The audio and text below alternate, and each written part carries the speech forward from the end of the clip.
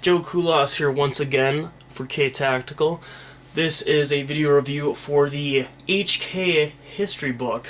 It can be found at the hkwebshop.com or by going to hk-usa.com and then clicking on the webshop tab.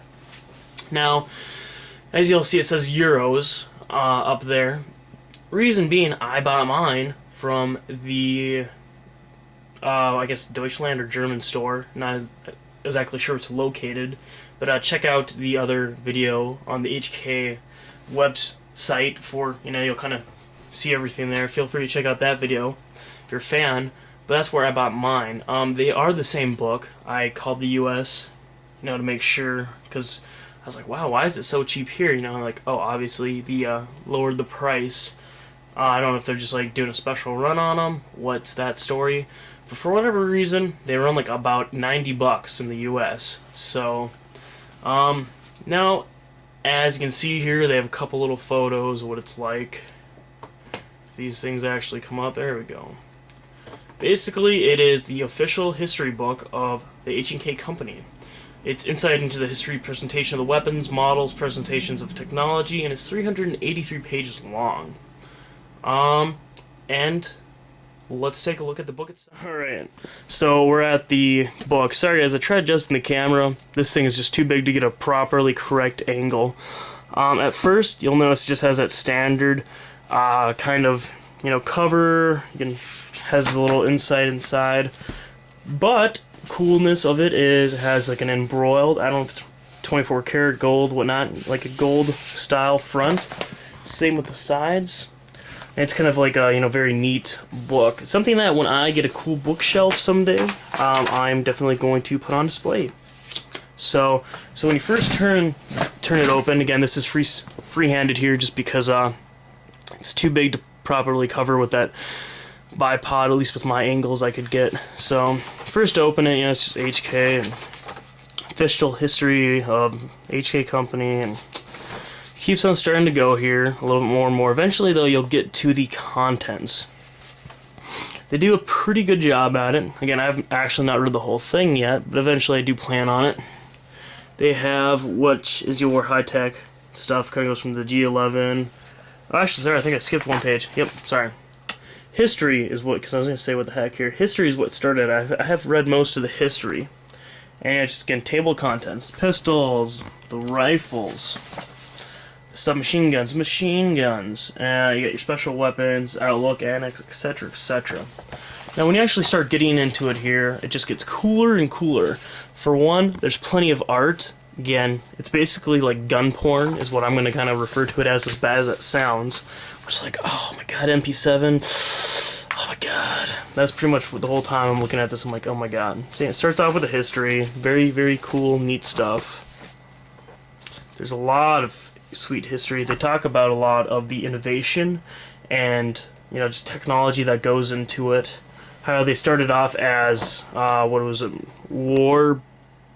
Oh God, they got their license for machinery. Like I think it was for like buttons or clothing or something. I think it was buttons. I want to say. Operation of guns. Yes, again, it gets into pistols.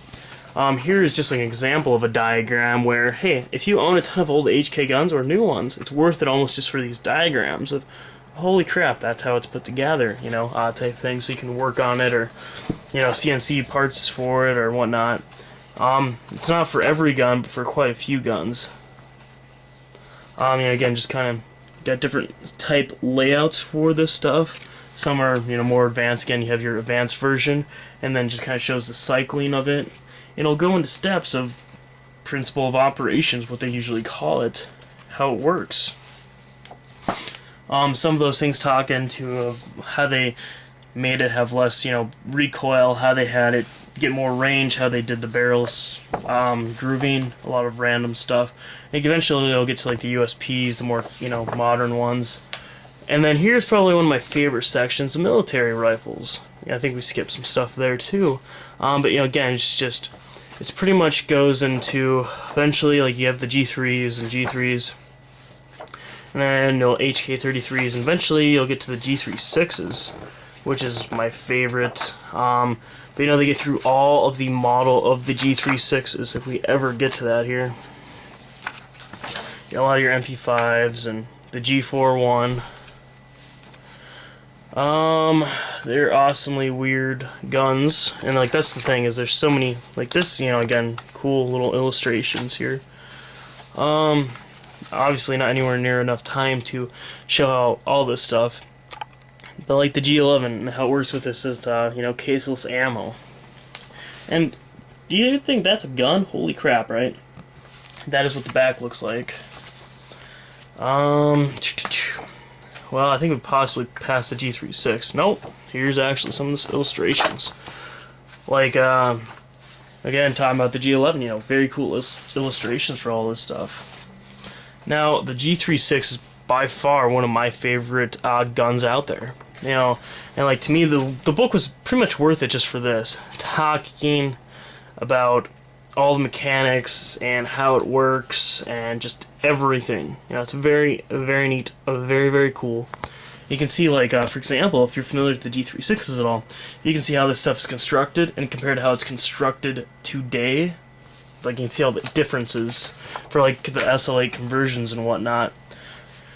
You know, it's just some very neat stuff. You can see all these trigger groupings. You know, if you're like, ooh, I want to kind of do one of these, I kind of want to do one of those, blah blah this, blah blah that. You know, that's basically kind of what this is for.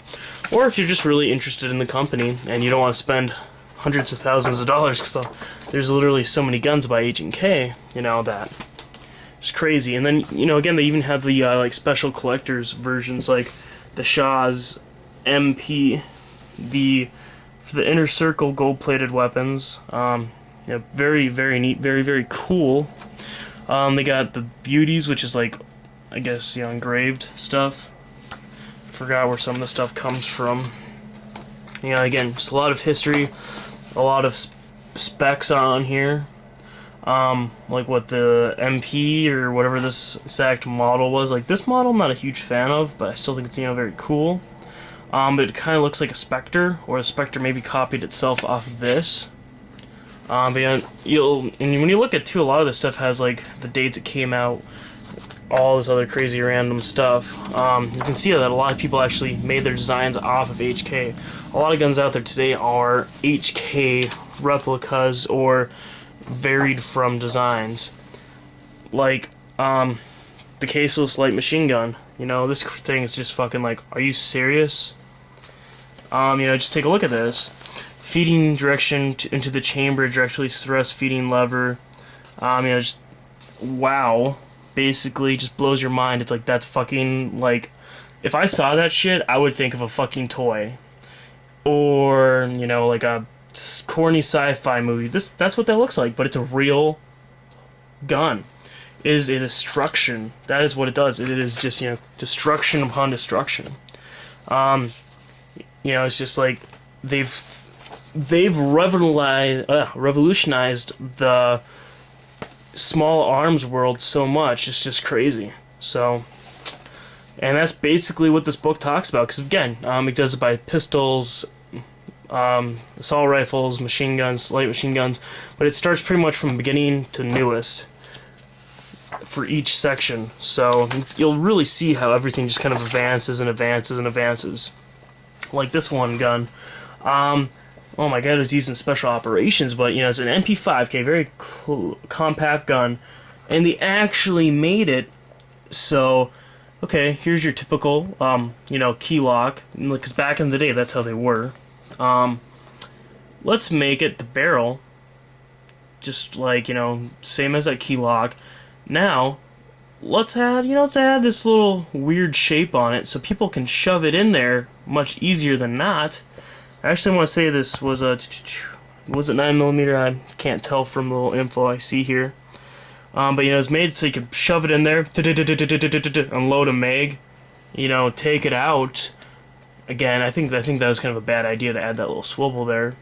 But you know, again, for some reason that was probably a good idea. But yeah, you know, I mean, like, they're so, you know, intuitive to this stuff, and just, you know, making it interesting and unique. And they just went so crazy with like all of their operations. It's just it's like these guys are like, these are the guys that first loved guns. And they didn't love it, like, if you read the history, it's kind of iffy again, you know, you're never going to know for sure. But they loved guns, and they also wanted to make a lot of money. And after the war, they did both. You know, first, it wasn't at first what they got their licensing for.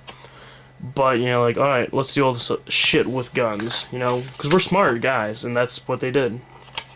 Again, a lot of this stuff just looks like fucking toys. But, they were, you know, the advancements and technology for small arms. So, and then at the end, it kind of has the whole contents of, like, deliveries and sales and, like, how massive their weapon contracts have been with militaries. So, you know, and you have your basic guns like the AK-47s, MP5s, and M4s, but there's so many that you've never heard of, and that's kind of what this book is about. So, and then the very back kind of talks about the authors. So, again, pretty simple, straightforward, you know, it's a very cool book.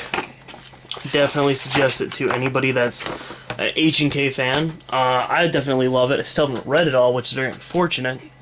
But I very much suggest it to anybody that might possibly be interested. So, besides that, thanks for watching. Take care. Feel free to sub if you want. And have a nice day.